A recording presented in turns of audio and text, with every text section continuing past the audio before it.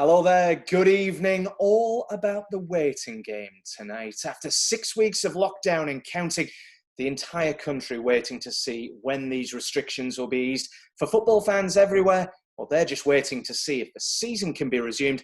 And after 13 years of waiting for new ownership, for Newcastle United supporters, well, what's another few days, eh? Whatever you are waiting for, allow us to keep you occupied over the next hour or so. I'm Andy Sixsmith. This is Football Matters. All of this and more coming up on tonight's programme.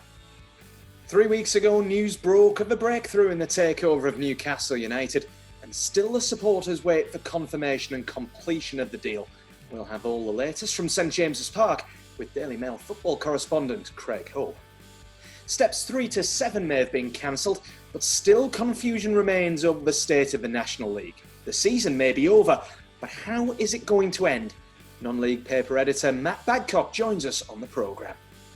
And we've got lower league appointments, more Wearside exits, and plenty of debate to be had elsewhere in North East football. All of that coming up on tonight's show.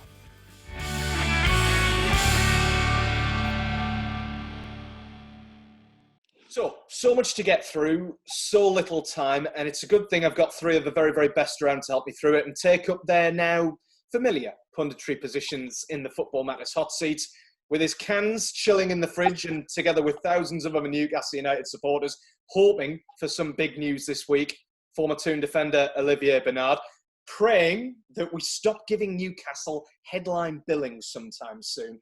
Sunderland legend Darren Williams, and simply, Darren's changed anyway, simply not bothered at all either way because he finally defeated his wife at beer pong at the weekend. Local football writer and non-league oracle, of course, Mark Carruthers. Darren, that was almost an improvement, my friend. Been a long lockdown, mate. It's starting to get to you, that is. He's had enough now. We were just going to let you slide away when we started talking about the takeover anyway, but I was going to ask you all how things have been over the last 7 days, but I suppose, Darren, you've just answered me. Olly, Mark, for you guys? Nothing's changed. No. I just finished Netflix.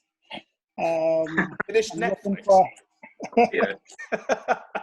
That's some major claim, that, mate. And you've been working on your house as well, Olly, from what I can see behind you. Yes, a lot. You know, it's important to do so because I've got the time. Yeah. You see? It's a lovely picture of Lemano Loire behind you. I know. That's about one of my goals, celebration. Kind of good memories. I need to share it with the people. You know. Certainly is, mate. Certainly is. Well, we've got an awful lot to get through. We've got guests waiting, so let's crack on to the show. Quick reminder, as ever, for all of you watching, tonight we're on all sorts of social media. Subscribe to us on YouTube at youtube.com. I'll try and get that right. On YouTube, at youtube.com/football matters. The lockdown is definitely getting to me. Follow us on Twitter or Instagram. We're at Footy Matters TV. And give us a like on Facebook too. While you're at it, you can watch this, of course, on YouTube or on Facebook. Darren, the weekly warning, mate. Do you want to head off for the next 10 minutes or so? Newcastle first up, that fence still paint drying on it? Yeah, I'll just watch my grass grow, mate. Excellent. Superb. We'll get the latest on this with our first guest of the evening. But Olly, firstly, another 7 days has passed. Are you still feeling confident about this, or slightly less confident than you were last week? No, I'm still confident. I think the deal is done. It's just paperwork, really. I believe that needs to be done. So I'm not worried. I'm getting more excited by the week because I know it's imminent and I know it's coming. You know, the next question is, you know, what are they going to do with the money? But other than that, I'm pretty confident.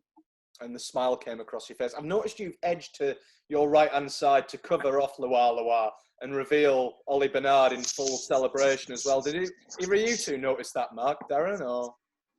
Well, I was going to put one of my goals from. Darren's just on the move. Yeah, isn't he? He's like. Say again, Darren. I said it's a decent picture, to be fair. I like it. Yeah. It's all right. It's not bad. Mark? I was just going to say, I was going to put one of mine if one of my goals for Lempton Middle School back in the 90s, but didn't get any photos, so never mind. Not much has changed, mate. You were still the same height, aren't you? So not much has changed at all. Shall we get into this then? Introduce our very, very first guest for the evening. Get the latest on the takeover, certainly, from a man who's had his finger on the pulse throughout. He's a football correspondent, of course, for the Daily Mail. Delighted to have him on the programme for the very, very first time. He's a familiar face in North East football writing circles. Craig Hope. Craig, how are you doing? Can you hear us? Can you see us? Yeah, all of the above, all very good. Yeah, I'm not doing too badly, thank you. Top man, how are you dealing with the lockdown so far? Okay, yeah, okay. Listen, I'm happy and I'm healthy, and so is all my family, so that's all you can ask for. It's got its challenges, like it has for everybody else, especially with a 4-year-old boy and a 1-year-old boy who, if you didn't watch them 24/7, they'd put themselves in A&E, which is the last place you want to be. But no, other than that, I'm all good. Good man. And I guess as ever, Newcastle United they've rather helped to fill up a lockdown time perfectly, I suppose. They have, yeah. I mean, listen, it's never quiet up here. Invariably, it's always for the wrong reasons that our football clubs find themselves on the back pages. Thankfully, this time, it is, though, with a hint of more positive news to come. So I think, listen, there's a lot of issues surrounding this, some negative, some positive, but I think, speaking selfishly as a journalist, and as a journalist who's worked this patch for the last 6 years for the Daily Mail, we probably all do want it to go through because, and I use the term selfishly, but from a journalistic perspective, it is a good story. And at the end of the day, that is what we trade in. And there's a lot to debate around this, a hell of a lot. But yeah, I think we are probably hoping it does go through. And that's precisely why we've got you on tonight, because there is plenty of debate to be had about it. Before we go into the various different arguments, the various different debates around this takeover, we're into a third week now, really, since the story broke again. What's the latest from your perspective, given the situation? Well, the latest is that a £300 million deal has been agreed. All relevant paperwork has been submitted to the Premier League, and they're now going through the process of their owners and directors tests, and that will take as long as it takes.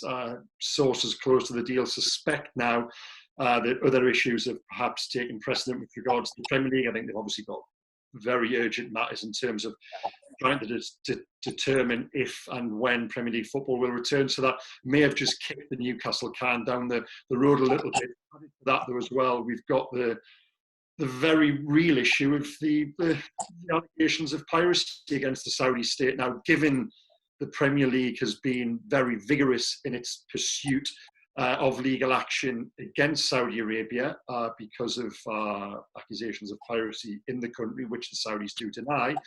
Now it's left them in a slightly awkward, difficult position, be that morally, legally, and probably politically as well. So this isn't, as ever with Newcastle United and takeovers, this isn't a straightforward process. If we're being brutally honest, we probably don't know. Listen, it depends on who you speak to. If you speak to some sources close to the deal, they're very confident and don't envisage all of the issues we've just mentioned being a problem. Others perhaps suggest this is the cause of a slight delay, but we're still probably, I think it's important to remember, within the expected time frame anyway. So no need to panic or draw too many conclusions just yet. I was going to say that's exactly what the Newcastle United fans like yourself who have been through this before are doing. They're starting to panic. They're starting to get very, very concerned. Is that the very, very worst? All the piracy, the other elements, of course, of the Premier League Project Restart. Is it simply the worst case scenario that this is simply delaying the deal rather than causing a real major concern over whether the deal is going to take place? Well, I don't think we can talk about a delay per se yet. I think if we stretched it to next week and then talk about a delay, I think they're just being very thorough. And there are so many issues to work through here, not least the issue of piracy, which involves the league itself. It's incredible that they're being asked to rule on something against which involves them so heavily, really. As a result, there's probably a lot of to and fro on this one, and I just think for now, let's not read too much into everything. And by the end of the week, or certainly into next week, if we haven't had an update from the Premier League, then perhaps start asking one or two more questions. I was going to say, how big a problem is this complaint from being? I know we've already kind of touched upon the piracy and touched upon how big an influence it's going to make on any Premier League decision, but how big a concern or how big a problem is that going to be in the Premier League's way of thinking, do you think? Well, listen, it's a serious consideration, bearing in mind the Premier League have tried unsuccessfully to launch 9 legal lawsuits in the country against the Saudi state and against the operator BOQ. So no, it is very real, but you've then got to ask yourself the question, how specific is that to the owners and directors test? And there is a set of guidelines with regards to the O&D test. Now, it's been suggested to me that if you're working specifically within the framework of that, then there perhaps is a reason to sign this off, and perhaps I'll put that the other way, there isn't a reason to veto it, to block it, so to speak. And I think the takeover group have been very careful in that the persons or the Saudi persons who will be subject to the O&D test probably don't have an influence over piracy, an influence over beheadings or whatever else is you want to put at them. So yeah, I think in terms of that, the individuals who are specifically subject to this test are businessmen who are attached to the public investment fund. To that end, that is why people on one side of the deal are certainly very confident of it going through. So from your standpoint, before we kind of delve further into other matters, from sources that are close to you, would you say you're very, very confident? Put a percentage on it, how confident you are, Craig, that this takeover finally, after many years of waiting, could go through? I wouldn't put a percentage on it, Andy, because that then leaves you you've got to stand by that. But at the same time, listen, journalists rely on information of others. Do you know what the honest answer? I don't honestly know. How can I know? I don't know. I'm not privy. I'm not inside the Premier League meetings. I'm not inside the mind of the Premier League lawyers or the guys who are going through the tests. I'm not. Any journalist is relying on information they get from sources. And to do that, you speak to as many different people as possible. Yeah. Now, the people I'm speaking to remain confident it will go through for some of the reasons I've just outlined above. Others suspect the being complaint and the issue of piracy is the major stumbling block here, because as I said before, that is very relevant to the Premier League itself. So yeah, listen, I'd probably certainly side on more confidence as opposed to, more optimism as opposed to pessimism. I think it probably will go through, but I don't think it probably won't be without its hitches or stumbling blocks, shall we say. I won't push you too much on that. It's very, very interesting that you talk about, the kind of the sources, the role of a journalist throughout this takeover process. But from my perspective, the kind of other problem that there seems to be with a sensitive story like this, with different sources left, right and centre, is social media. There are so many different, and I've got to use the kind of air quotations here, in the know accounts saying different things. I know you've kind of had your fair share of abuse, of people having a go at you on Twitter, especially as have other journalists, especially in the last few weeks. How difficult is that for you personally when you're simply trying to do your job and trying to get the information out there as it's being relayed to you?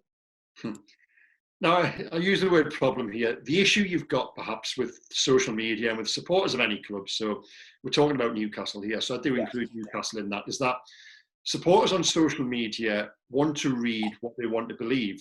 Now, if you give a story, if you put a story contrary to what they want to believe out there, then invariably by a minority, but a very loud minority, you are subject to use the word abuse, Andy. And yeah, a lot of it is very, very abusive. Now, you can put a story out there which is entirely untrue, but if that's what they want to read, you'll get likes and retweets and everything galore. You really will. That is just the nature of the football fan a section of football fans on Twitter. With regards to this takeover story in particular, well, yeah, as a journalist, I've just tried to put out the information I've got from the very start, really. And supporters like that, okay, great. If they don't, then well, I'm sorry, because I believe the information I put out there to be true. Yeah. And the other, obviously, with the in the know accounts in particular, how much does that kind of muddy the water with you? Obviously, you're going off what your sources are telling you, etc. When there's a story like this that demands clarity, it demands precision. How much do these different stories coming out from accounts on Twitter that perhaps don't really know too much about, how much does that muddy the water? It depends, really. As a journalist, really yourself, you've got to apply your own filter, and you would hope that readers out there do the same, really, and they've got the accounts of people they trust and people they follow and people they go to for information and news on this takeover. Now, listen, it's never very helpful, and I'll give you a slight example. Last week, when the story broke that Newcastle wanted to appoint Mauricio Pochettino as the next manager on a £90 million salary. Now, listen, Mauricio Pochettino very well may be the next manager of Newcastle. If you're looking at drawing up a shortlist, then he probably will be right up there. But as of last week, those close to the deal and close to the buying side said absolutely not. They said, listen, there is no shortlist at the moment, and we certainly won't be paying any manager £90 million. Now, that story grew legs and was almost reported as fact in several publications and several outlets. Now, listen, it might come to pass in time that it is true, but certainly as of last week, it's just an example of one story that supporters perhaps want to believe it's very clickable. It ends up sort of growing a life of its own, and it almost becomes fact, really. So, listen, reporting on things like this aren't without the challenges. Sure. One last one on the social media. It's something that's blown up over the last week or so in particular, or probably the last fortnight. The Independent's Miguel Delaney, obviously first his take on the human rights issue, then wades into this, I don't even know if we should call it a debate on the hashtag of cans that's been doing the rounds. What's your take on the spat between him and the Newcastle United fans right now? I'll tell you what, Andy, I'm going to adopt the policy I've adopted online, and I haven't got involved. I really haven't got involved. I know Miguel. I've been on away trips with Miguel through Ireland and all the rest of it. I think the original article Miguel wrote raised some very valid points. What I probably would say is he probably should have stepped back from it. He should have probably drew his line in the sand, so to speak, and stepped back from it. He's probably been drawn into it a little bit too much, is what I will say. But beyond that, listen, beyond that, it's probably not for me to get involved with. Fair enough. So I won't press the matter. Let's quickly discuss these human rights issues as well, because I know we've discussed on the show the last couple of weeks. The general consensus is it seems a bit unfair to almost be attacking the Newcastle fans for the record of these prospective new owners when their simple attitude is aimed towards the football. Where do you stand on that? Where do you stand on the fact that the club and the supporters seem to have almost been used as a political football in this regard with the prospective new owners? It's not surprising. Listen, this is one of the most powerful, yet one of the most controversial regimes in the world. Now, you've seen the scrutiny they have attracted in the course of the last 2 weeks, and they're not even owners of the football club yet. Yeah. What you could argue is for the likes of Amnesty International and certainly some of the critics of the country and the regime, this has been a good thing because it's brought it to the forefront, it's brought it to the spotlight. Now, if they do become owners of the football club, my slight fear or slight concern is that Newcastle then becomes a vehicle for protest against the regime, and it's almost as if the Newcastle United Football Club will become the western face of Saudi Arabia almost, and St James's Park could become a venue for protest when, say, lo and behold, 2 or 3 years down the line, there's another incident with a journalist or whatever you like, really. And listen, do I have concerns and slight misgivings and a little bit of unease about some of the issues raised by Amnesty International? Absolutely. But then at the same time, isn't that the reason the government exists? Shouldn't they be stepping in and making this decision for the Premier League or helping the Premier League? And it certainly shouldn't be left at the door of Newcastle United supporters to say no to this takeover on the grounds of human rights issues. And listen, football supporters ultimately, the majority of football supporters, and I wish I could find a better phrase than this, don't care. It's an awful phrase to use, but all they're really bothered about is and it's an awful phrase to use, don't care. I wish I could find something better. But what they ultimately care about is the product on the pitch and the betterment of the football club they love. Now, I dare say supporters of clubs are owned by some Chinese consortiums, by Qatar. There's so much out there you could pick holes in. Now, obviously, Saudi is a more extreme example of that, and you don't have to scratch very far. But at the same time, I think to lay it all at the door of football supporters to be the moral arbiters on this is wrong, and that leaves me equally uneasy too. Yeah, But like you rightly say, though, Craig, it's a situation that's left Newcastle United supporters more excited about the nature of the football club rather than any human rights issues or any governmental issues. And that's where we'll go now. We'll talk about the potential impact of this takeover, because I know, so many people have talked for so long about the potential of Newcastle United as a club. They've used terms like the sleeping giant of the Northeast. The list goes on and on and on.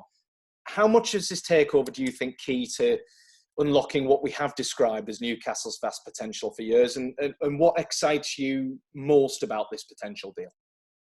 The word you use there, potential, just seeing where it could take the football club, because I certainly think in the we've got 13 years of Mike Ashley's ownership now, and for 9-10 of that at least, the football club has basically become a vehicle for Sports Direct advertising. It's his billboard, so to speak, and it's only ever existed to exist in the Premier League, to continue to feed off the Premier League cash cow and to give the Sports Direct brand maximum exposure around the world. Now, save for 2 relegations on that front, he's been largely successful in terms of putting the absolute minimum in his eyes, maximum return. And it's just the big frustration with the football club is it's that untapped potential.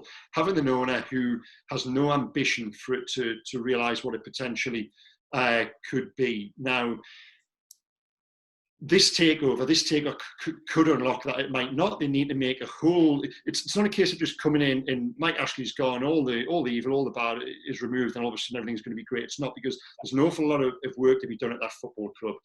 For too many years now, there's been an absolute vacuum of football knowledge and football expertise at senior executive level. Yeah. As one executive said to me last week, from the outside it looks like a football club, but when you get in, it really isn't. There's not a great deal there. Be that, you walk into the director's lounge on a match day, wherever that is, it looks like a football club from the outside. On the inside, there really isn't a great deal to back that up.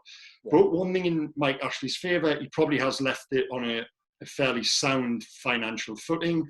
There's no what you'd call, bear in mind one in particular, no very bad players on very good, long, big contracts. So I think you're coming into a situation with which to work.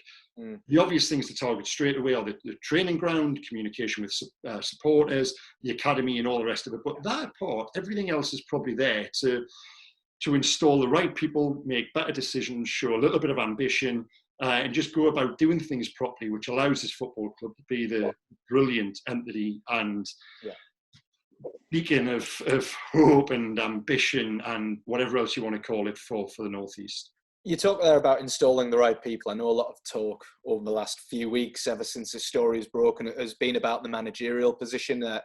And Steve is expected to stay in his role until the end of the season, if indeed the season is resumed. How do you view this managerial situation going forward, Craig? Because I know we've already mentioned Mauricio Pochettino. I think there was a radio report the other day talking about how Newcastle fans wanted Benitez or Pochettino. They wanted a sexy foreign manager in place instead. How do you see the managerial position? Should Steve Bruce be afforded more time to, build on what's been a solid season in charge?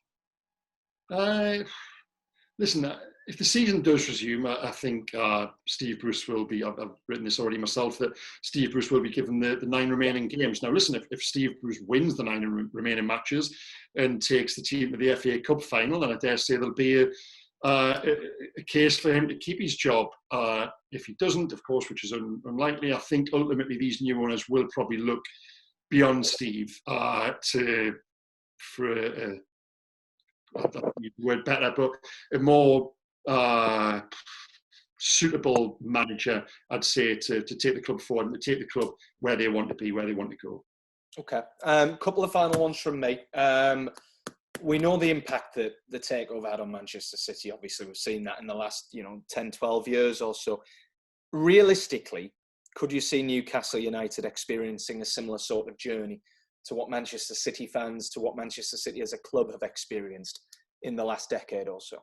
Listen, I would like to hope so, but I don't really know. I certainly think it won't be as easy because of FFP restrictions. And in the short term, the new owners, I don't think they are going to come in and throw money at the situation in terms of player acquisition. It will be more about building the infrastructure of the club and things that I said there before in terms of the academy and the training ground and appointments at senior executive level with a more overarching role to right a lot of wrongs inside the football club, really. So in the short term, probably not. But hey, listen, if you get that right, then we don't know. There probably is no end to the potential of this football club. And listen, hopefully over time we will see something even approaching Manchester City would be good. I think to reach that level in the next 5-10 years is probably possibly bordering on very unlikely. But listen, over time, do the right things at the right times, put the right people, most importantly, put the right people in key positions at the club, and who knows where it will take us. It'd be fantastic. One away from Newcastle, Craig, we have to talk obviously about the Premier League resumption, if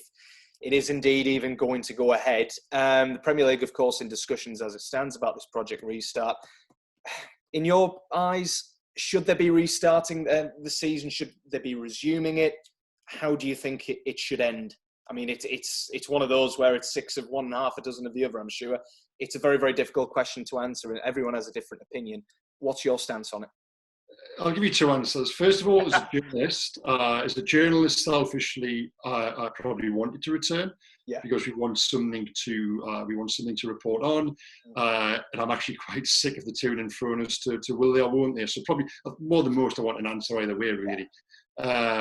But more so as a human being, as a father, as a husband, as a son, I don't think it's right. I really don't think it's right. When you've got daily death figures still totaling the hundreds, how can we possibly be entertaining the idea of bringing something back as irrelevant as football? And listen, the counter argument is it would be fantastic for the morale of the country and all the rest of it. But I just think, how can we possibly risk people's health at a time when we clearly are not in control of this virus? We really aren't. So to bring Premier League football back, for me, certainly falls in the category of unnecessary risk right now. And I think the sensible option will eventually, we'll arrive at that, and that this season will probably be scrapped, voided, awarded on a points per game basis, whatever that may be. But I just don't think we're going to see an eventuality where this season plays out. There's plenty of decisions to be taken in the next couple of weeks, obviously both with the Premier League and the Newcastle United takeover as well. But thanks very much for your time, Craig. Really appreciate it. And we'll let you get back to your 1-year-old and your 4-year-old for any PE lessons, I imagine, in terms of homeschooling. Okay, thanks, guys. Thank you. Top man. Thank you very much, Craig. Really appreciate it. That's Craig Hope, of course, football correspondent for the Daily Mail. Guys, just reflecting on what Craig's been saying there from a Newcastle United standpoint. Olly, you were quite reassured anyway. Are you even more reassured with what Craig's had to say there with regards to the takeover? Yeah, I think we think the same. It's just a question of time. My worry, and that was probably one of the questions I was going to ask him, but is there a chance where it's not happening? Because we are very confident and we want it to happen because we are Newcastle fans after all. Yeah. But is there a chance? Is there even though it's a fine one, but is there a chance where the deal's not going to happen? Yeah.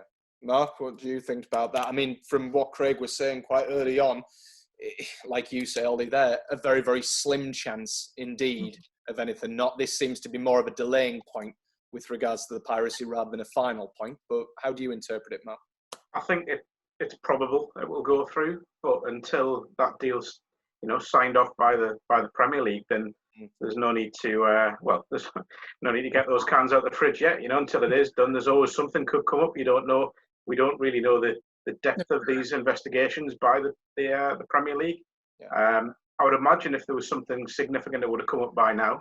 I can't see them doing 2 to 3 weeks of investigations without finding something serious. So I think it probably is just the fine details. We should remember this is a multi-million pound, it's a £300 million deal across 3 different parties. When you've got the consortium at Newcastle, the prospective owners is made up of 3 different parties. Yeah. The PIF, Amanda Staveley, and the Reuben brothers. So that's not going to be easy. So there is a lot of complicating factors. You throw in beIN, you throw in the Sheffield United owners being from Saudi Arabia.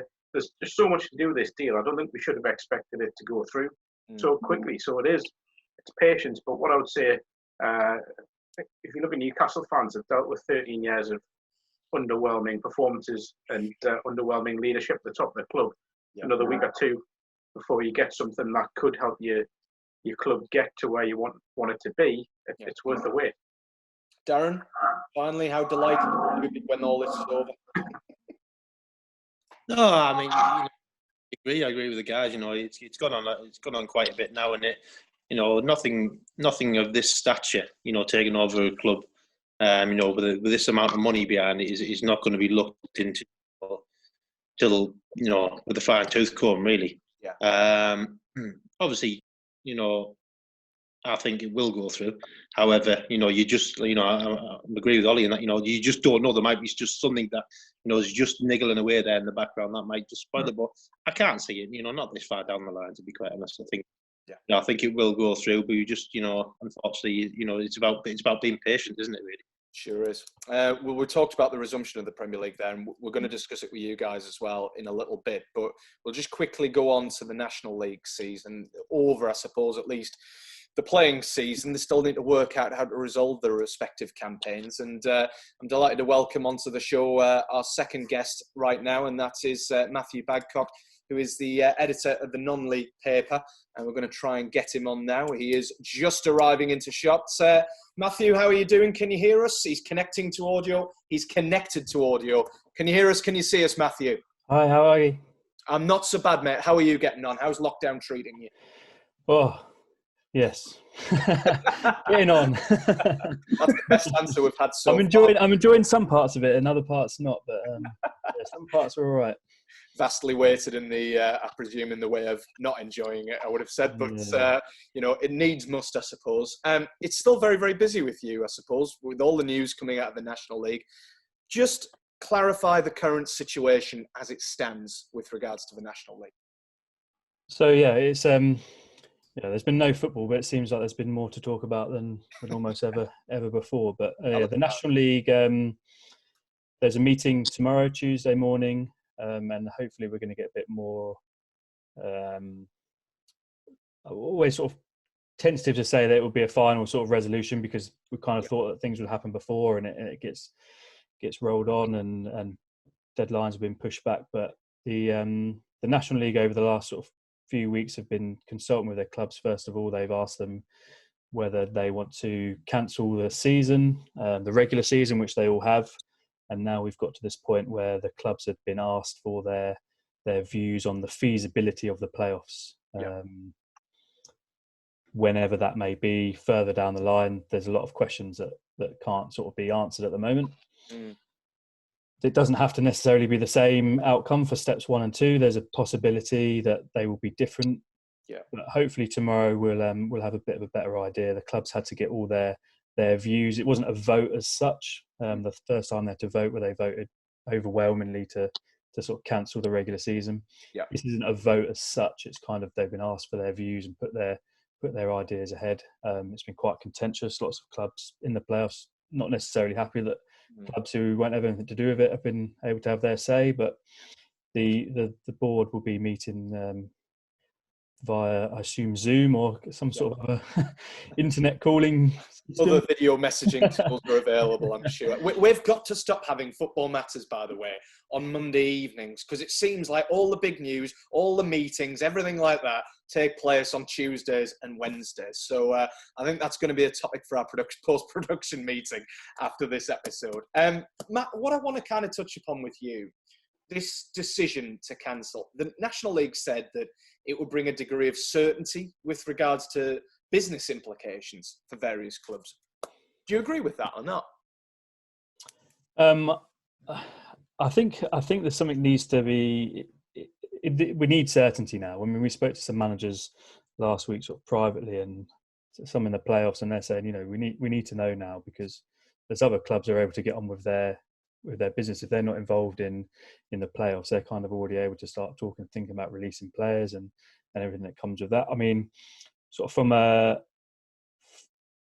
everything's changed so much. If you look back even a few weeks, as we've gone through, there's been a lot of, it's not been we haven't been able to sort of plot this path very clearly, because things have changed as we've gone on. And I think if you'd made a decision a while ago, then maybe that wouldn't be the right decision now. And then if you make this decision now, is it going to be the right one that's going to come? And I think a lot with the National League is dependent on what the Football League do.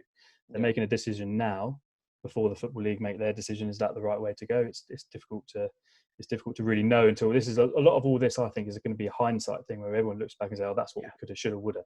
Yeah. But I feel that clubs want the certainty now, and have done for a while. And I think there's been a bit of frustration at how long this has kind of taken. Then you look at the other side where people said that the other decision, steps 3 downwards, was made too quickly. So yeah, I was just going to touch on the lower leagues, obviously, for steps 3 to 7. One of the main arguments was the fact that there wasn't much communication with the clubs necessary from the FA. Is that the same here for the National League? Has there been a lot of communication with each and every club on this matter, or have certain clubs been given a little bit more communication than others?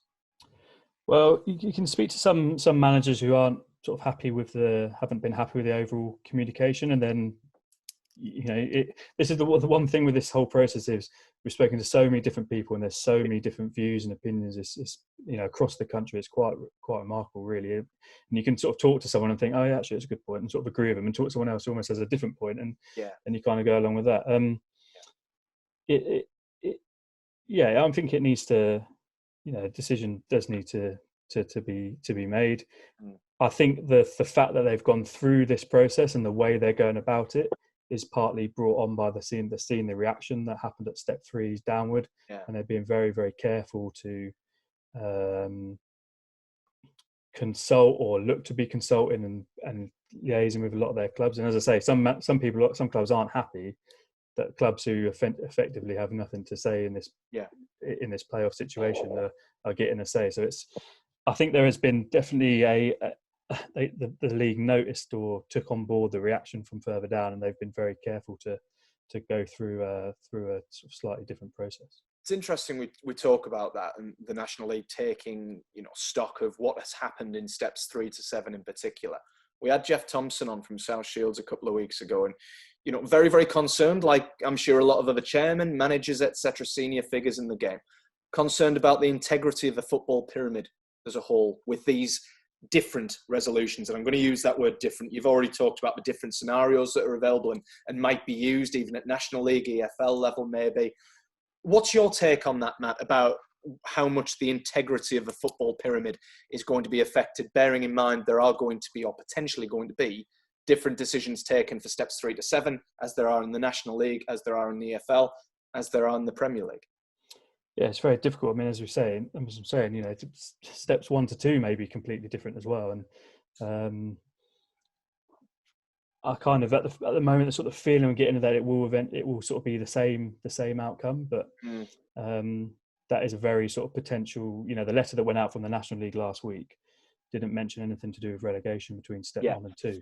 Yeah. So what does that kind of tell you? I think it is a very pertinent point. I know that when the National League kind of split themselves away from the decision that was taken below, I think there was quite a lot of questions about that from people within leagues and even on the FA Council saying, why is this come about? Yeah. There is, and I think it will be different. I think there could be a different outcome through the Football League as well. I think one of the issues is, and people probably don't really like it, but there is a very big difference between certain parts of the pyramid and particularly step 1. Yeah, of course. Whether we like it or not, it's a bit of a different beast with the amount of full-time players, the clubs, the size of money that's involved if you're getting into the Football League. And I think it's just a bit of an unfortunate fact of life that it's going to be, and fact of football that it is going to be different. What this will bring about will be a conversation about what this National League system and what the pyramid looks like going forward. I think that will be a big thing over the coming months, because this is one of these sort of big seismic moments in sort of the in the road of what the National League system looks like and what it has looked like. And I think there will be a lot of conversations on how it's going to look going forward when football kind of returns and much further down the line. So I'm going to put you on the spot a little bit here. In your general opinion, what decision from the National League do you think it is going to take to maintain at least some degree of integrity at that level? I think that the feeling I get is that they won't play the playoffs. Mm-hmm. Could be completely wrong. That's the feeling I get, particularly at step 2. And I can see a scenario where there is still a promotion into the Football League.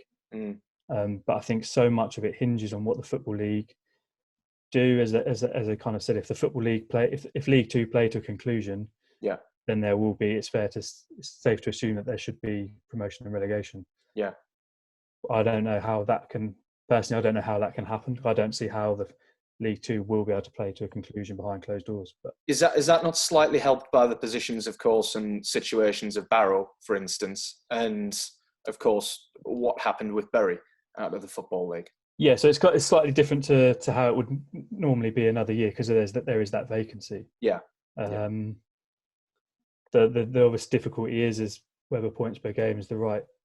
Yeah. If they do it exactly like that, and then where you've got Notts County, who obviously have had a great run towards the end of the season, it's almost complicated the picture a little bit, because if they weren't, they're one of the clubs that have been really, really, and the Oval as well, been really, really pushing for the conclusions of the season to be played out. Yeah. And want playoffs and all that kind of thing. So I think that's making it a hard decision to go down. It's difficult, isn't it? Barrow have clearly been the best team in the league this season. I don't think there's any arguments about that. But there's still a lot of football to be played. And there is that irony of Barrow being voted out of the league.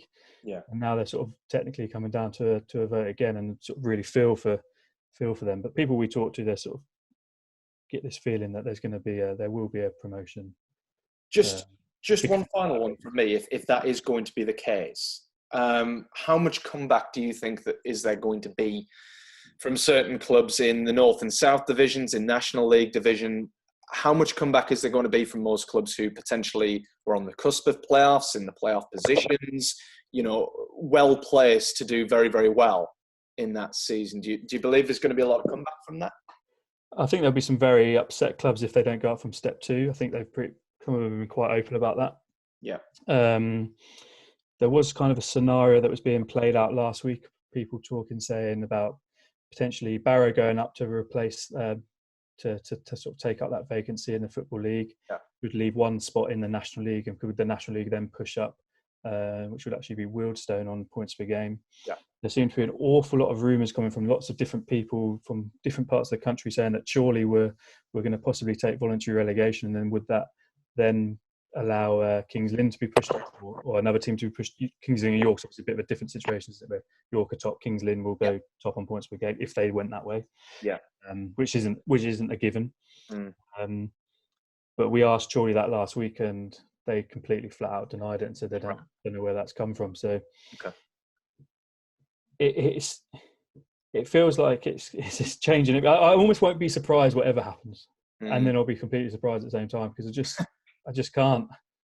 It's such a difficult situation, and it's been, 7 weeks is it now since the ball was kicked, and no one imagined that this would be the sort of situation that we're in now, and it's quite remarkable. Ridiculously fluid situation, of course, and I appreciate every single question I ask you. It's a very, very difficult one to answer, because no one knows which direction this is going to take. With the National League, with Premier League, of course, which we're going to come on to in a few minutes' time. Guys, have you got any questions for Matt while he's here? Mark, Olly, Darren? I think, first of all, if I can just say well done to Matt and the team for keeping the paper full throughout the last 6 weeks. It's must have been quite a battle every week, hasn't it? You've helped us out, Mark, so you've done your fair share. It's I think, just from my point of view, I think Matt correctly said there, what we think now is probably a lot different to what we thought 6-7 weeks ago. Yeah. When this decision with the steps 3 to 7 first came out, my initial feeling was that it had been made too early. Now I kind of start changing that a little bit and thinking, well, given the severity of the overall situation, maybe it was better to make the decision early and get it done and get things voided. Yeah. My only issue then is, you mentioned the word integrity. I think the integrity of the league, and not just in non-league, I think the Premier League and the Football League, that decision has to be carried out right the way across the board. to maintain the integrity. The problem with that is that you've got so many different factors, TV deals and all that sort of to take into account. But I just feel it probably is too simplistic to say that, and it may be undeliverable to say that. But that I just feel as if the same decision has to be implemented right the way across the board for some sort of integrity to be upheld. But I don't think that'll happen. I'll say that now. I think the Premier League will be a law unto themselves, as they do tend to be. The National League have their own issues, as Matt said, with Barrow probably should be promoted to replace Bury. But again, there are clubs further down that you mentioned. Notts County had a great run recently, and they'll think they could have a challenge. But I do feel, and again, it is very simplistic, that avoiding of the season right the way across the board is the way to go, because this is such a unique situation. It's such a difficult situation, and I think that's a straightforward way to go about it. To keep it simple, though, and that's bringing Darren here as well, is it not a necessity to keep it simple? If you keep it simple, surely there's less comeback from various clubs if it's a blanket decision right the way across the leagues, is it not? I think you should keep it all level, and you make a decision that goes from top to bottom, really. Yeah. Because there will be teams that are disgruntled. I mean, to be quite honest, in my personal opinion, I just want to see someone get promoted, so you can cancel all the rest of the league. Well, I know what our producer's going to choose as a quote for our social media tomorrow. Darren, you've won that particular round, mate. Top class. Darren, the thing is, Darren, how many seasons are we going to have to cancel for Sunderland to actually get promoted, though? Matt, do you want to head off now? I feel like this is going to blow up a little bit. I want to stay and watch the fight. I dread to ask Olly if he wants to have his say on this as well. No, I'm a nice person, mate. You see, I'm a very nice person. But no, Matthew. In terms of when Kate said themselves, are they happy with decision, or would they want to see themselves, having enough to get into promotion? How did they view from the decision of the league?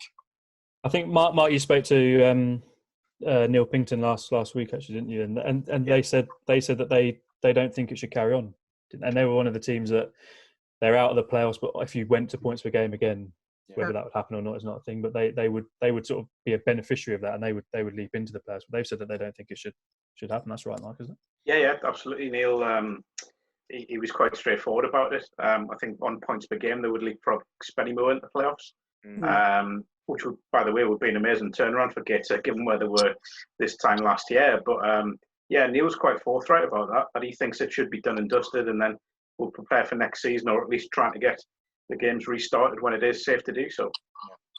I think what would be sort of interesting from this is if there's, because a lot of this has come about because there's nothing in the rule books about it. Will they sort of put in almost like a disaster rule that sort of, however you sort of decide it and split the season, or wherever you do it, if you say it's 80%, 75%, pick a number. Will they put something in that says this is what happens if the games are not completed, so that there's no argument, so everyone signs up to it and everyone knows exactly where they stand? I mean, obviously, I don't think this is going to happen again, but is there something that they will look at and I think that would make sense, wouldn't it? Something like that in, it takes away from all this, doesn't it? Really, let's be honest. I mean, I think it's that'll even run down to to businesses all across the country. Maybe people who are on contracts. Stuff might be put in their contracts. If this ever happens again, something along these lines where places have to shut down and can't do business as usual. So I think there's going to be massive changes to everybody's contracts. In all like walks of work, really. Yeah, it's setting. You've just got to talk about setting the precedent, really, isn't it? And who was going to say 6 months ago that we would be in this position where football was in danger of being lost for the entire season, and potentially even behind closed doors all the way through 2021, 2022, and 2020, 2021 anyway. But it's an incredible situation we find ourselves in, and like you said rightly before, Matt, there is no right answer with regards to this. Unfortunately, we all we can do is speculate and. and hope for the best possible outcome of the lesser of two evils. But we really appreciate your time on tonight's show anyway, Matt. Thank you very, very much for coming on. And most importantly, of course, stay safe, look after yourself and the family, and hopefully we'll come through this the other side. Thanks for having me on. I really enjoy what you guys do, so it's been nice to be on. Thanks very much. No problem, Matt. Thank you very much indeed. Really appreciate that. That's, of course, Matt Badcock, who's the editor of the non-league paper. Guys, we've kind of discussed it from a National League perspective and from a lower league perspective. Let's look at the resumption higher up. We touched upon this with Craig coming off the back of it. I don't know if you've all seen, but the excellent Johnny Nicholson wrote another anonymous piece today, Football 365. Go and check it out, with this anonymous player who has been very, very open and very, very brash with his comments. Fully expects the Premier League to return with crowds in September because he claims money will talk. Mark, not to kind of exclude you here, but Darren and Olly as former players, I know we've talked about playing behind closed doors and we had your opinion on that last week. What's your opinion on playing with crowds or without crowds regardless, and how much of an impact that's going to have on health of players? I think when we talk about the players' health, I think we need to be very careful, because we cannot say that fans can't attend, but 22 players can rustle up on the pitch, and that's my problem. The rule should be no gathering until September or whenever time is right. And I think it's for everyone. It's not, I know there's money, on the table, and we all understand that. Yeah. But, I think people need to start to understand that, we are human beings, and why would you put everybody at risk just for the sake of the economy? Like, it's totally wrong to think that they would want to do that. But I can see it happening. That's the worst thing. Yeah. I can see it happening, and it is frustrating, because all they care about is business. So as former players for yourselves, if you were in this situation right now, Darren, let's come to you, would you be happy with playing as it stands or not? No, I don't think you would. I don't think you'd be happy in putting yourself in that position. Do you know what I mean? If I was happy on that, I'd just do it. I'd just go about my daily business as I would now. Do you know what I mean? It's like, you can't put a price tag on a person's life. Do you know what I mean? And at the end of the day, if they're thinking of resuming with crowds, then you've got your match attendance who look after the stewards, the stand. You've got to put all that in the context. You've got to put in the context the team's got to travel on a bus together. What they're going to do? Are they going to come individually in cars? There's a whole lot of things. Where they're going to get changed. Are they all going to get changed in the dressing room? Is it one in, one out? Do you know what I mean?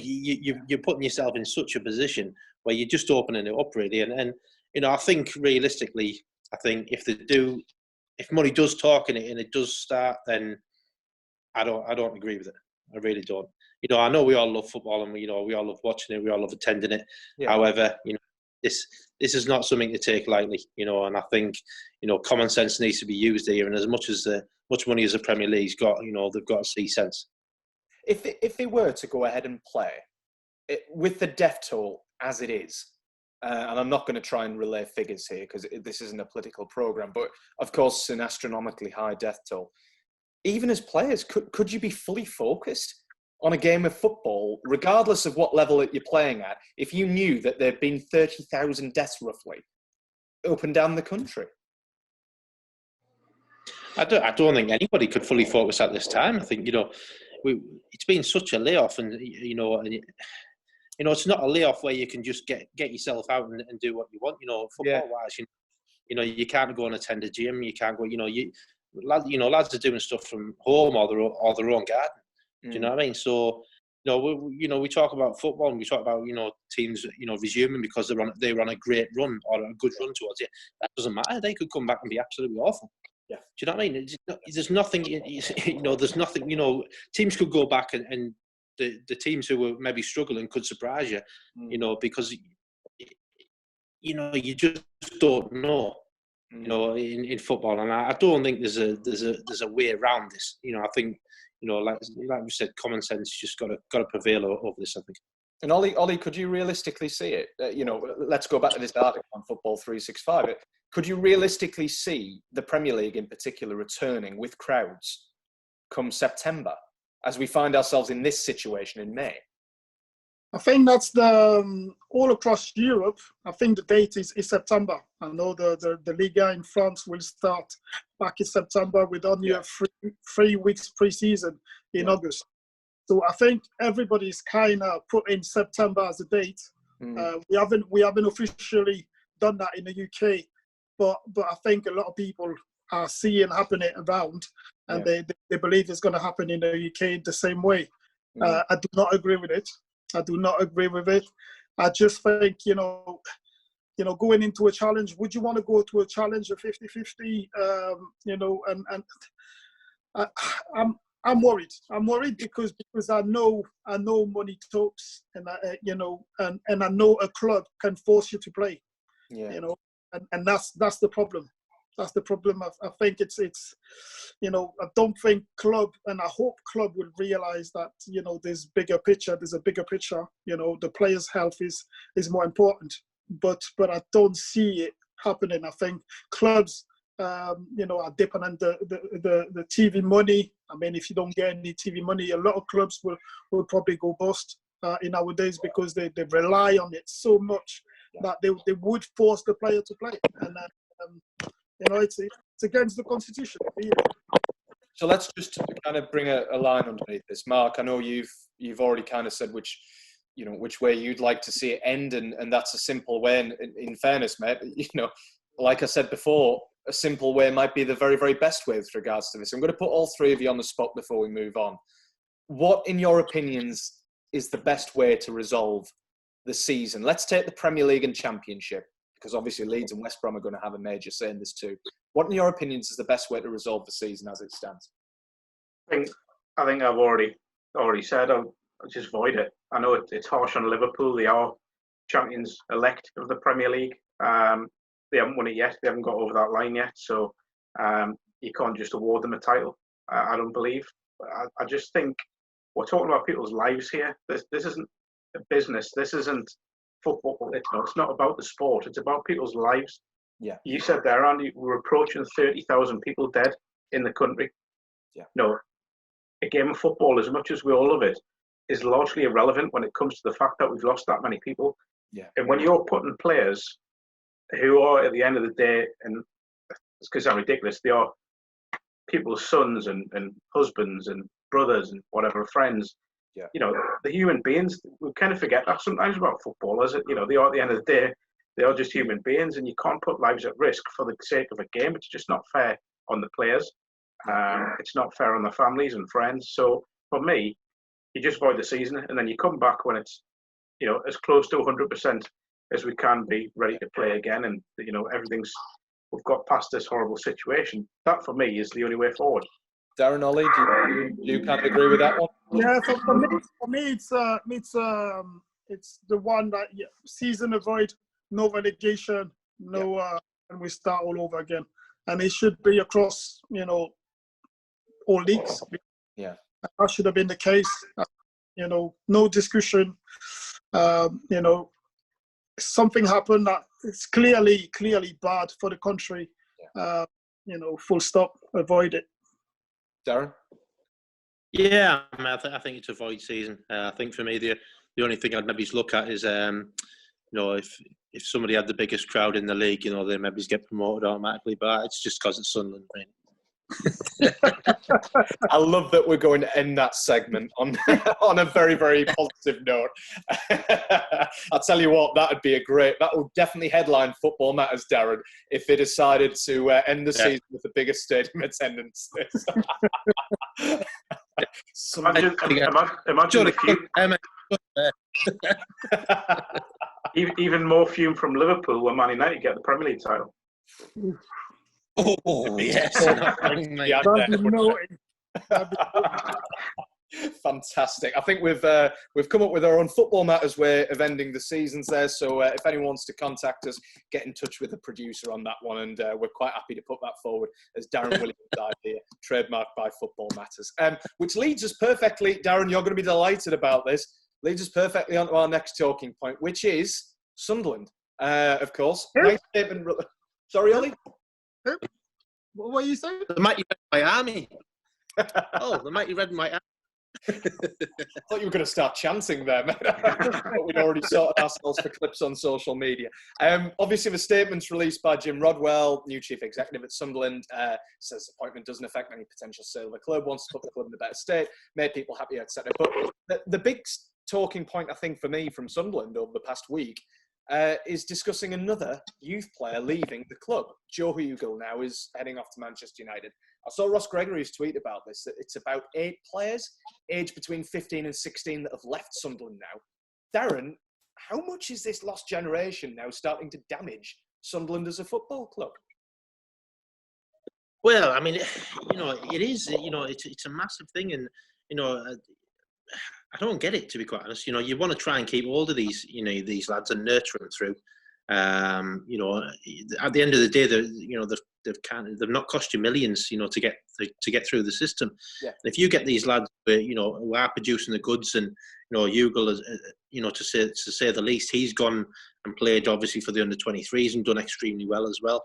So it's a head scratcher really, and then you've got Jim coming in saying, we want to. The best for the club, and we want to move the club forward. And in the back of my mind, I'm thinking, well, hang on a second, why are we selling these young lads? And potentially, will make the first team in a few years or a couple of years. And who could potentially make us a better side, without costing us millions. Yeah. In the transfer market. So I'm scratching my head, and I'm thinking, well, are we doing this? Is this getting revenue in? Is this getting money in? Is it for financial reasons? Why would you sell young players when realistically, we're going on that way? We're in a better position now than we've been in for a long time. Yeah. From a financial point of view, so it's a bit of a head scratcher. Obviously Jim has come in to do the best he can for the club. Has this been a decision made prior to obviously Jim coming in? Is he not really fully in control of anything like this?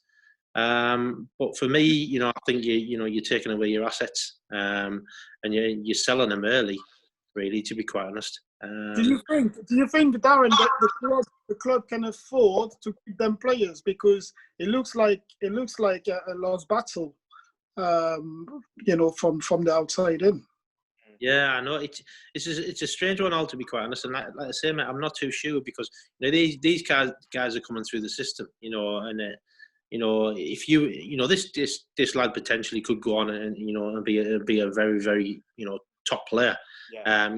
Which then down the line could cost you millions as a club to buy, but effectively if he's in the first team, he's producing the goods, then you're obviously going to earn more off him. So for me, I don't know, bad business really. As a player, as a youngster, do you not think, I'll rather go quickly because the club's going down, and how would you feel as a player playing for Sunderland on the 15, on the 16, and see nothing happening upstairs, nothing happening first team level, nothing happening, not what you would want, I shall say. I can talk your point there, Ollie, to be quite honest, mate. And if you look at the results of how the youth lads have been getting on, it's been very poor over the last few years. Maybe some of these guys who are getting in and doing well are thinking, I need to move on now. I need to go and better myself.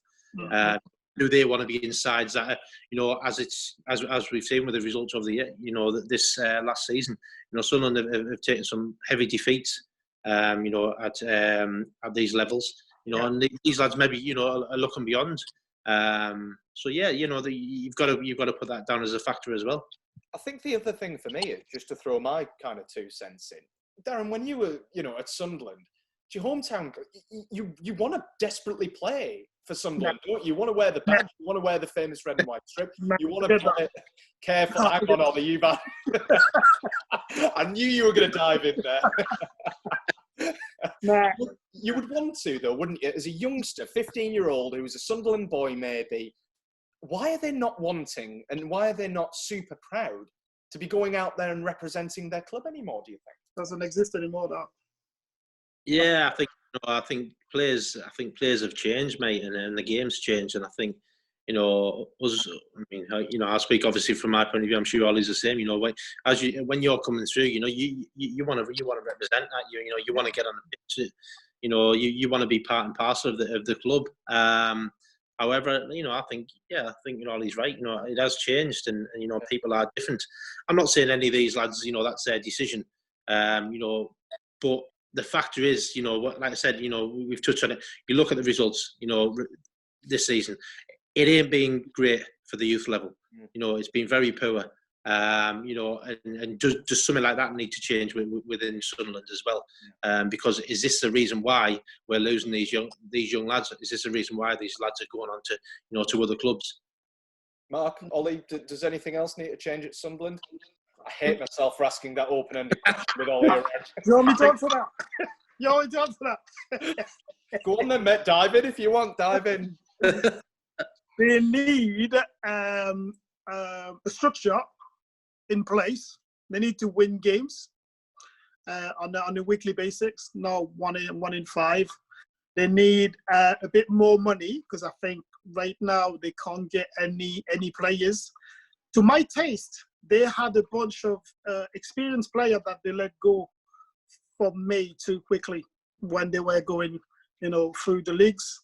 They should have kept 1 or 2 players to get them out of the championship, and I think they sold or were forced, too quickly. They've lost the main core of the squad fairly too quickly, and then you've got the youngsters, and you buy second best. You will buy 1 or 2 experienced players, but that's players that are not playing where they are, and then that's it. It's a snowball after that. You can only get worse. You see, it's a head scratcher, because it's a Cat 1 academy. Yeah, we're still losing players. Mm-hmm. Which isn't good. You've got a Cat 1 academy. You've spent that much time, looking into it, getting everything spot on, everything right. The results aren't right, and we're losing players. So there's something along the line. And that's probably at the minute is the only thing you can be proud of is the Cat, because apart from that, you're not getting it as a club. On the pitch, it's you could win the top of the league and lose against the bottom of the league. We never know what sort of game they're going to give you, because there's a level of maturity that's quite low at Sunderland. So when it goes right, it's all good. But when it doesn't, then in the end of the day, Sunderland we're talking about. So it's normal. I have a feeling, Olly, you enjoy talking about Sunderland more than you do me. Newcastle. I love it. I would love it. Tell you what, can we just, Mark, you've been very, very quiet, very, very patient throughout this. Just to give you the final say on this movement, especially the 15, 16-year-olds. Oh, no, that's fine. Okay. Sorry, I thought you were going to ask. I genuinely thought you were going to ask a question. No, I think look, the thing to stress here is Sunderland did make an offer to Joe. Yeah. They made him an initial offer. There were further talks after that. Then Manchester United came in. Yeah. And I think this is maybe a bit of a realization of where Sunderland lie now in the food chain. Let's not kid ourselves. These kids aren't going to the likes of Ipswich or Colchester or any club like that. They're going to Man United and Liverpool. One went to Leeds. Joe Hugel had interest from Tottenham, from Rangers, from Brighton. Tottenham were the forerunners in the race for him. He's gone to Manchester United. Liverpool showed an interest as well. So he's a good player. I've seen him play 3 or 4 times, and he's got something. He's still obviously very young. He's still got a lot to learn, but I think he'll go on and be a very good player. Yeah. But I do feel as if this is just a slight realisation of where Sunderland are at the moment in the food chain. Bigger clubs, Premier League clubs, Premier League giants will come in and take young kids from academies further down the pyramid. I presume Sunderland, if he goes on and becomes a fully fledged Man United player or an international, hopefully, I presume there will be some sort of knock-on fee for Sunderland at that point. But they have received, they're about to receive a 6-figure fee for him for a kid who's 16. It's no pun intended. It's not much compensation, but they've lost talent, and they've lost a few talents now. But I just feel we should pay credit to the academy because they are producing these players. Yeah. But it is the reason they're losing them, I think, is because they're just simple as bigger clubs are coming in and clubs who can offer them, better facilities, a better pathway, maybe. Lure of the big club. But they affected the results over the course of the season, isn't it? Because they're losing these type of players, and they've had some push players up into the first team.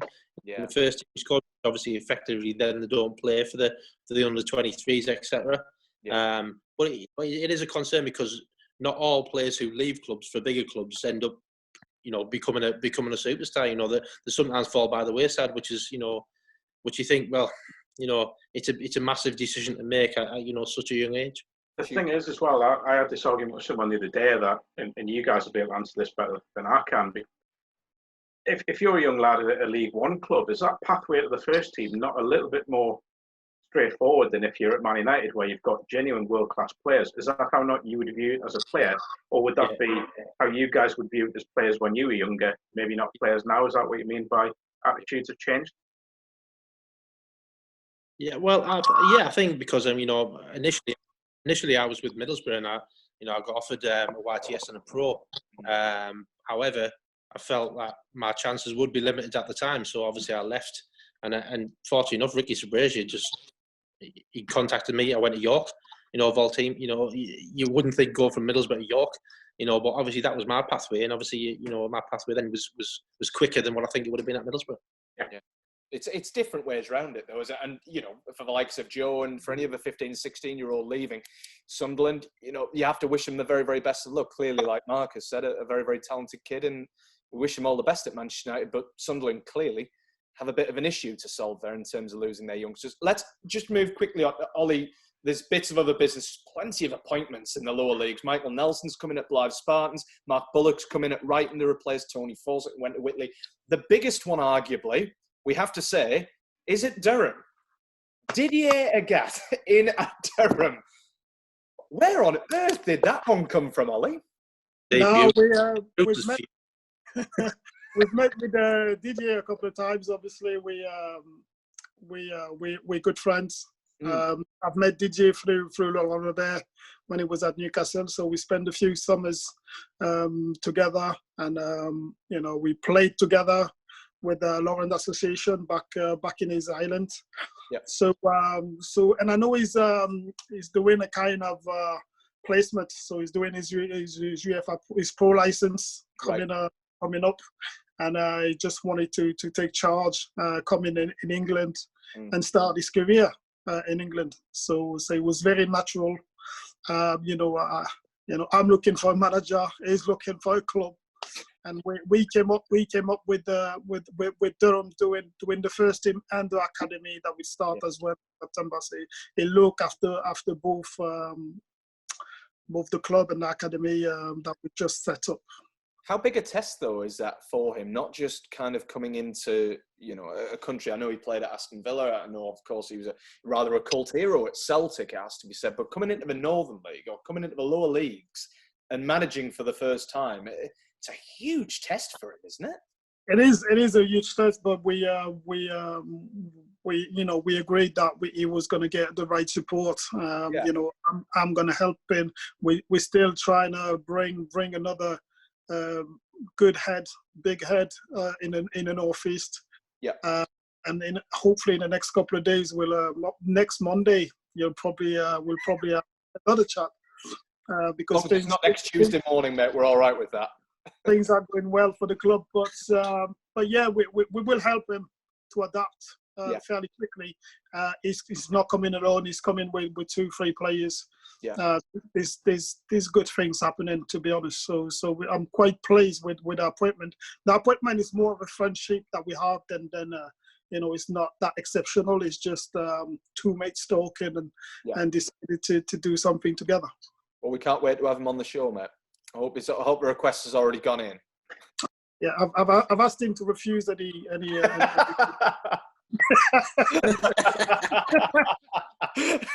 Well, it won't come as a surprise when the producer gets rejected anyway. Thanks very much, Ollie, for that. Appreciate it. One other bit of news. The FA have announced, and Mark, I don't know whether you want to take over on this before we go into the Premier League era team. They announced that they want to finish cup competitions this year, which is good news, I suppose, for two of our region's clubs, isn't it?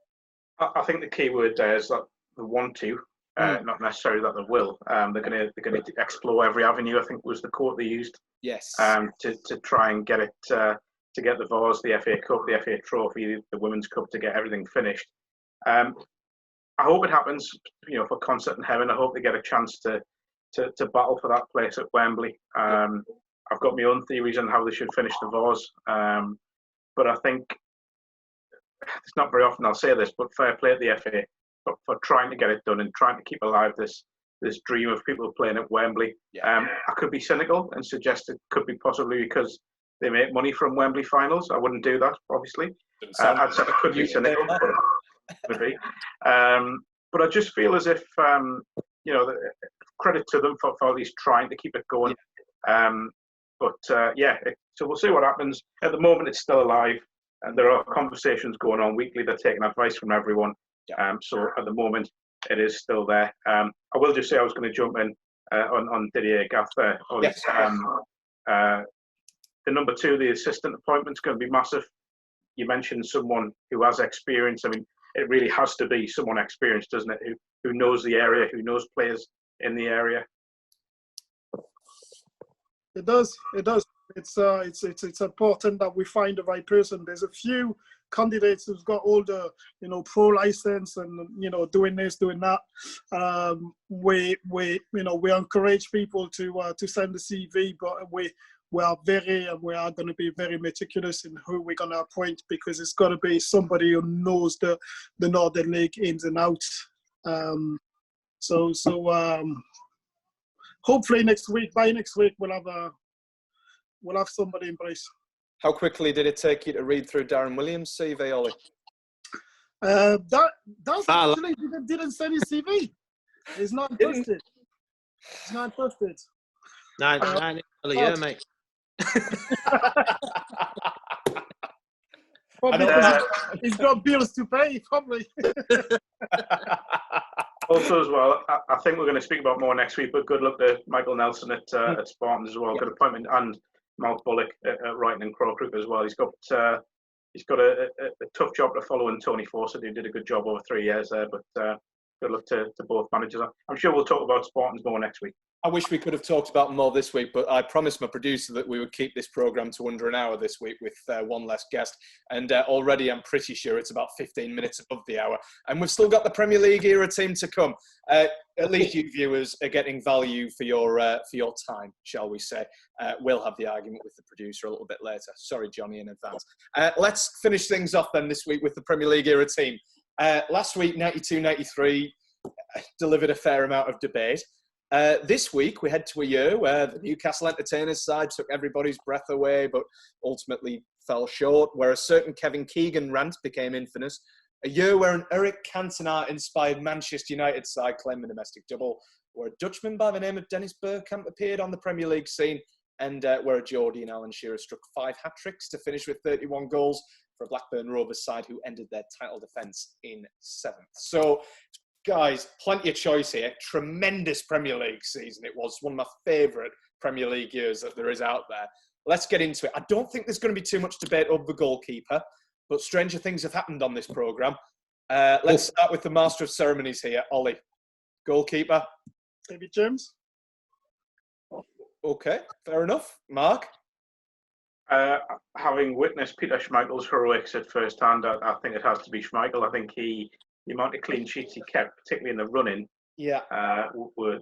probably deserves his place in that side for that alone. Okay, Schmeichel, one for James. Darren, you have casting vote, mate. I've gone for David James, I'll be honest with you. Okay. I've got you all. It's only taken us an hour and 22 minutes of the programme for you two to agree on something, though, but at least we got there eventually. It's only taken me an hour and 22 minutes to realise where Le Mans was hand is. Well, thanks for pointing that out, mate. Now I can't stop staring at it. And I didn't really fancy spending my Monday evening staring at that part of Olly's body, or any part of Olly's body, really, apart from his face. So let's go into the defence very, very quickly. Darren, let's go with you for this one. Defence, right back through to left back. Right back, I've gone Gary Neville. Uh-huh. Centre half, Ugo Ehio. Yep. Steve Bruce. Mm-hmm. And Alan Wright. Alan Wright. Okay. Mark, how about you? Very similar. Gary Neville at right back. Alan Wright. This week, is there? Alan Wright at left back. Ugo Ehio at centre back. But I've gone with Tony Adams as my other centre back. Yeah. Mark currently going with the PFA team of the year. Ollie? Outrageous. I was more inclined for Dixon rather than Neville. Yeah. Eyogu, Bruce, and Wright on the left. Just say that first centre back again there, Ollie. Eyogu.